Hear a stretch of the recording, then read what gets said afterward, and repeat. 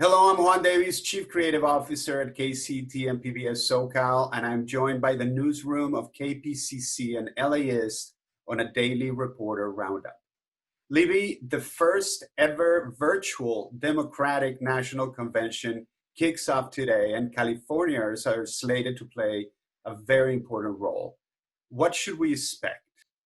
Right. State Democrats really didn't want a civil war between progressives and moderates here in California, where Bernie Sanders won more primary delegates than Joe Biden. So the state delegation is being led by three co chairs who represent different wings of the party: Progressive Bay Area Representatives Barbara Lee and Ro Khanna, and LA County Supervisor Hilda Solis, a Biden supporter who says the party really needs to stay united to beat President Trump in November. As for speaking during the prime time segment of the DNC, mostly younger faces coming from California. Yes, House Speaker Nancy Pelosi is going to take her place as a veteran power broker, but Long Beach Mayor Robert Garcia, LA Mayor Eric Garcetti, Secretary of State Alex Padilla, and Governor Gavin Newsom will all get primetime slots. The main event to watch for, of course, is Biden's choice for vice president, Kamala Harris, co headlining Wednesday night with former President Barack Obama. Los Angeles Unified is the nation's second largest school district, and officials there have now announced a massive COVID 19 testing plan for the coming school year. Jackie explains. Yeah, LA Unified announced plans over the weekend to create its own $150 million COVID-19 testing and contact tracing program for students and employees. The plan is to periodically test students and staff to make sure the prevalence of the virus doesn't get too high in schools. And three research universities will then use the findings to shape school reopening decisions, and it could be used across the country. Two private labs will administer the tests, and former U.S. Secretary of Education Arne Duncan will help oversee the effort.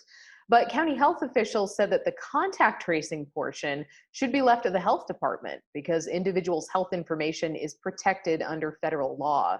The spread of COVID-19 in LA still far exceeds the state guidelines for reopening, so students will not be back on campus anytime soon. Temperatures are very, very hot. So hot we hit a record 130 degrees in Death Valley. Jacob has been reporting on what that means for wildfires. Yeah, I mean, it's certainly not good. It's life-threatening for firefighters on the Lake and Ranch 2 fires. The high heat and low humidity means that vegetation dries out and more easily catches on fire. And with these extreme fires, we're also seeing pyrocumulus clouds forming. They're those big fluffy clouds that stretch like miles into the sky you're seeing over the lake fire if you're in LA. And those can result in unpredictable winds or even lightning that makes it even harder to fight the fire that's going on.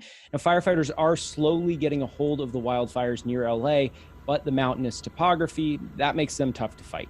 And these extreme temperatures, unrelenting wildfires, awful air quality, not only is it all very much on brand for 2020, it's also our climate change future. It's here right now. I mean, we're living with it. Last fall, we gave cameras to 12 Southern California parents to document their lives. And boy, has a lot changed since the time we handed those cameras over. The project documenting the last year launches tomorrow. Mariana has more. Yes, and that project is called Parenting Unfiltered. And these families come from all different backgrounds all over Southern California. We've got Orange County, South LA, San Bernardino, all represented.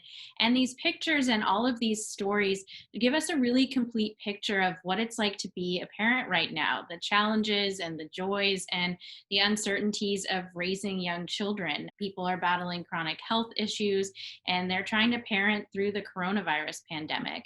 And this is really part of a larger effort at KPCC and LAist to include new voices from the community in our reporting. I'm really lucky on the early childhood beat. I get to work with engagement producer Stephanie Rittopper, who's been a big part of making this particular project happen. And tomorrow we're going to be hearing from the parents on the radio, and people are going to be able to explore the stories and images at laist.com. Thank you, Mariana. That sounds like a fascinating project. And thank you all at the KPCC and LAist Newsroom. Thank you for tuning in. Take care of your neighbor, your health, your family, and we will see you tomorrow.